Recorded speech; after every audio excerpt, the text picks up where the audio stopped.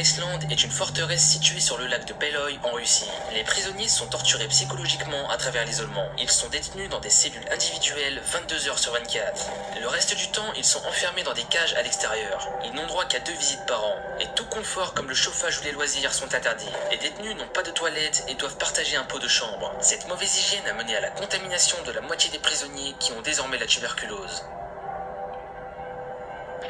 Numéro 4, Carandiru. La prison de Carandiru était la plus grande prison du Brésil située à Sao Paulo. Pendant 80 ans, cette prison glaçait le cœur des Brésiliens. En 1992, des révoltes éclatèrent et de nombreux détenus furent massacrés par la police. Une épidémie de sida se propagea, touchant presque 20% de la population carcérale. En 2002, Amnesty International milita pour sa fermeture et réussit à obtenir gain de cause en moins d'1 an. Un film du même nom retrace l'histoire du massacre de 1992. Numéro 3, Gitarama Central. Cette prison située au Rwanda était considérée comme la plus peuplée du monde en 1995. Elle a une capacité de 400 prisonniers et en a environ 7000. Beaucoup de détenus sont les organisateurs du génocide rwandais. Les prisonniers n'ont pas de place et sont obligés de rester debout jour et nuit. 40% d'entre eux ont la gangrène aux pieds et environ 5 prisonniers meurent chaque jour. Ils n'ont que très peu de nourriture et n'hésitent pas à s'entretuer pour en avoir plus. Moins d'1 an avant la fin du génocide en 1994, plusieurs milliers de prisonniers sont décédés par suffocation car il manquait d'air dans la prison.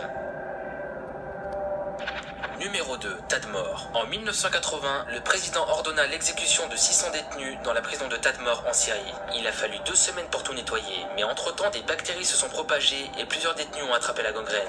La torture et les exécutions incluaient la découpe des prisonniers à la hache. Les détenus devaient également rester dans l'eau et être traînés jusqu'à ce que mort s'ensuive. La prison a été récemment prise par Daesh. Tadmor est décrite comme le royaume de la mort et de la folie.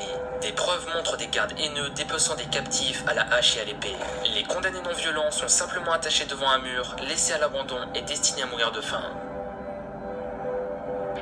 Numéro 1, Bangkwang. Dans cette prison de Thaïlande, la torture est quotidienne. Les prisonniers sont parqués dans de minuscules cellules, nourris d'un seul bol de riz par jour. Leurs jambes sont transpercées par des chaînes de fer durant les 3 premiers mois d'emprisonnement. Le but est de les empêcher de s'évader, mais la plupart du temps, cela génère des infections non soignées qui peuvent entraîner de graves épidémies. Sur le site officiel de la prison, rien ne présage de l'horreur de la réalité. Au contraire, on pourrait même penser que tout est en règle. Une impression vite dissipée par les quelques images en provenance de l'intérieur de la prison.